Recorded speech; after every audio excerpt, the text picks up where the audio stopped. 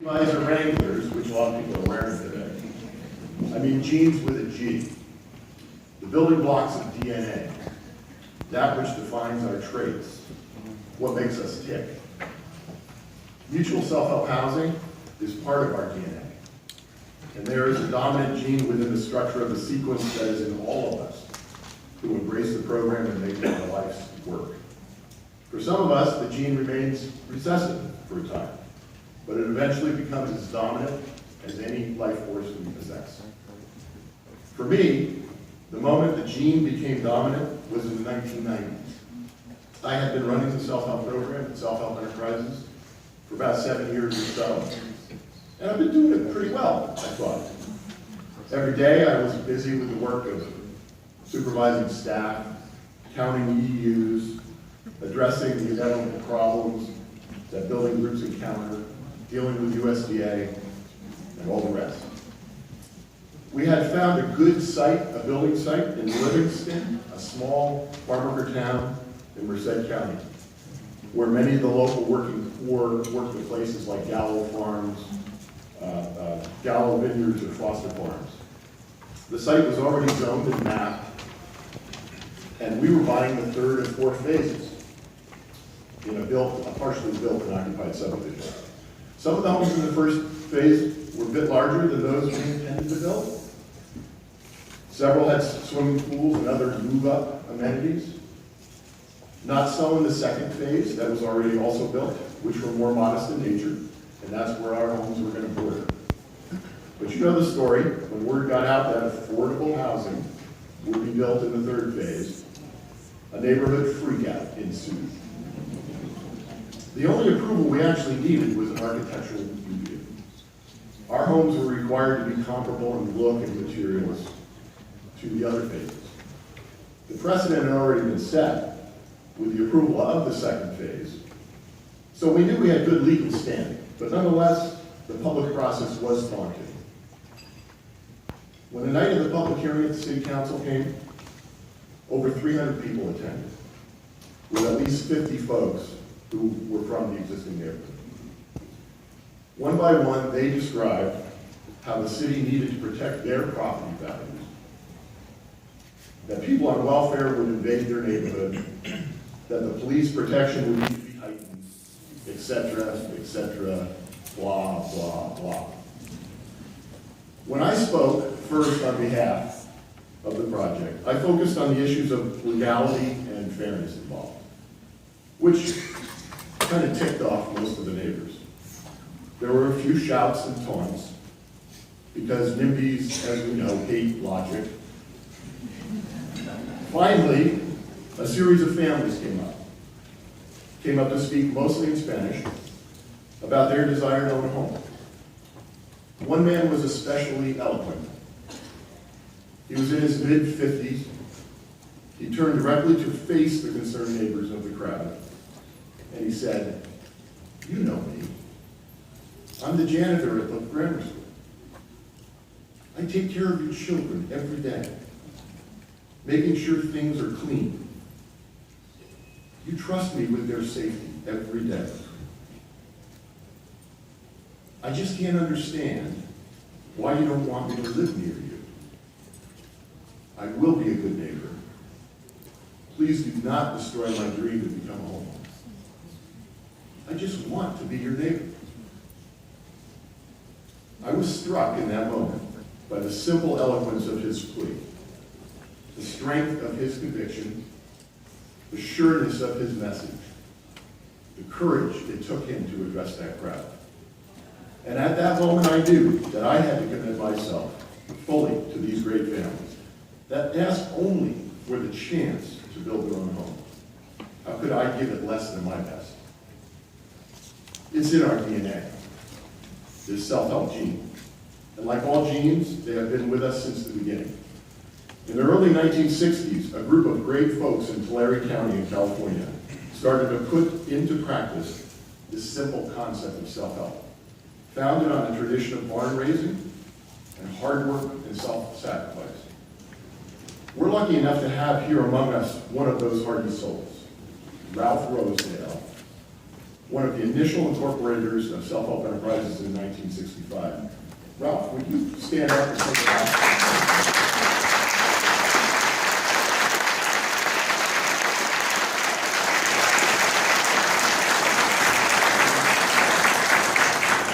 For the next few days, I would encourage you to connect with Ralph. He's got some unbelievable stories. Some of them about self-help, some of them about a lot of other things too. It's in our DNA. In the 1960s, we had the civil rights movement, the war on poverty, and self-help housing embodied both of these ideas. Self-help housing has always served the needs of minority populations in high numbers, and homeownership was always the best type of anti-poverty approach ever devised, as Brian just referred to. It's in our DNA. The 1970s brought with it the women's movement, and all of us in the business know that self-help housing has always been largely built by women. There is no glass ceiling in self-help housing. It's in our DNA. In the 1980s, it was Reaganomics and the Me generation. Well, self-help housing has always been about individual responsibility and self-determination. Self-help housing is a hand up, not a handout. It's in our DNA. In the 1990s, it was about community building. It takes a village, bridging the digital divide. Do-it-yourself programs on TV, self-help sections in bookstores. And self-help housing embodies all of that. We invented Neighborhood Watch, do-it-yourself, and self-help sections in bookstores. It's in our DNA. By the 2000s, people started to figure out that the problem with poor people is that they have no money. So asset building became the buzzword, the exact thing that self-help housing has been doing for years. People also started to talk about the notion that economic opportunity should not be an accident of zip code. And self-help housing has always been about building vibrant neighborhoods and improving communities. It's in our DNA. These days, it's about smart growth, sustainable communities, green building. And we're doing all of that too. We're building homes where people can age in place, incorporating community amenities such as parks and health services, because it has always been about building healthy communities. It's in our DNA. I'm going to share one more story about a colleague who knows exactly when his self-help gene went from regressive to dominant. He's here today too. His name is Fausto Escamilla. I'm going to embarrass him here. Fausto came to us as a confident builder, a framer by trade who had supervised crews up to 30 people or more on big construction jobs. When he took that job with us at Self-Help Enterprises as construction superintendent, he figured it would be easy. After 3 or 4 weeks, he was going absolutely crazy. The amateurs weren't listening to him. His boss was on him for ordering too many materials. The subs weren't cooperating. He felt like he was in charge of a zoo where the cages had all been left open. After one particularly rough morning, he resolved to tell his construction manager that day that he would be leaving. He'd give him notice so he could find somebody else, but he'd had enough. This was one of those classic San Joaquin Valley weather days. It was hot, 100 degrees by noon, and it was still climbing. Like many self-help groups in the valley, most of the participating families in his group were farm workers, and they came straight from the fields between 2 and 3 in the afternoon to work for 3 or 4 hours on homes. Fausto watched as one woman in her late 40s arrived to work. She had her long sleeve shirt on, a kerchief covering her head and neck, and she asked him in Spanish where he wanted her to work. He told her about the task at hand, asked her if she needed instruction, and she responded that she knew how to do it. And he watched as this woman went to work in the hot sun, just putting her shoulder into that work. Well, Fausto thought about that commitment, that drive. He actually called himself a wimp for not being able to hack it when this woman could push through all of her hardships to make this dream of hers happen. Actually, he used a different word than wimp. One that rhymes with whiskey, but it's not polite, so I think I should use that. But it was at that moment that Fausto knew he had to commit his professional life. to working with people like this amazing woman. So, we're all linked by this character trait, this gene that is part of our DNA, every one of us. And we have to stick together. And that's why I'm going to do a commercial for the National Rural Self-Help Housing Association. It's mutual self-help for self-helpers. It's an unfortunate acronym, I know.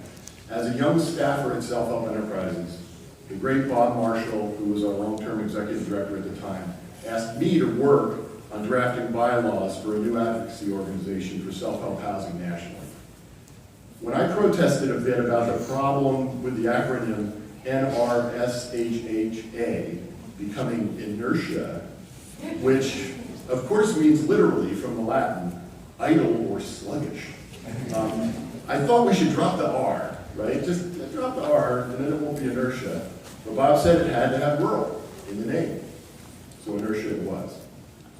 In retrospect, Bob probably understood that inertia in science is, quote, the tendency of objects to keep moving in a straight line at constant velocity. Not a bad goal for an advocacy or trade association. So we have to stick together. Inertia provides support, service delivery advocacy, camaraderie, and most importantly, resources to effective lobbying activities of the National Rural Housing Coalition. Without the National Rural Housing Coalition and its contract lobbying partner, Robert Raposa and Associates, it's safe to say we wouldn't have a USDA 523 program, and we would certainly have a severely reduced 502 direct mortgage program. Just in the past few years, the administration has proposed budgets as low as zero for the 523 program, and not much better for the 502 direct program, which they wanted to get rid of at one point in favor of the guaranteed loan program, which serves the higher income, as we all know. Inertia is the voice, along with the National Rural Housing Coalition, that makes sure that the right people support these programs going forward. We have to stick together. It's in our DNA to stick together and work together. If you haven't joined Inertia, do it before you've left this great conference.